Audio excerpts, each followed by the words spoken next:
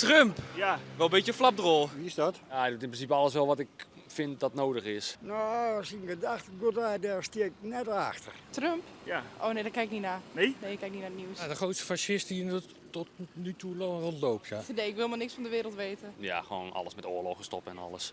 Dus dat is wel goed. Trump. Ik weet niet, maar soms heeft hij wel gewoon een goed praatje. Nou, het is mijn man net. Nee? Nee. Waarom net? Na zijn uitspraken ben net mijn levenswijze. Hij radicaliseert alleen maar. Hè. Hij verbindt niet. Wat is jouw levenswijze? Nou, meer vrijheid dat wel, maar gewoon respect voor elkaar. Mooi figuur. Ja, en waarom? Nou, weet ik eigenlijk niet. Wat vind je ook van Trump? Ik ga er niks aan volgen, maar. Het is wel een leuke clown.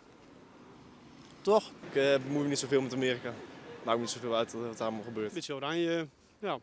Laat ook Qua kijken. uiterlijk. Ja. Het is een beetje een lack of respect naar de meeste medemens. En dan denk ik, ja, we moeten gewoon van elkaar houden en we moeten gewoon normaal met elkaar omgaan. En ik had net het idee dat hij dat altijd even goed doet. Nee.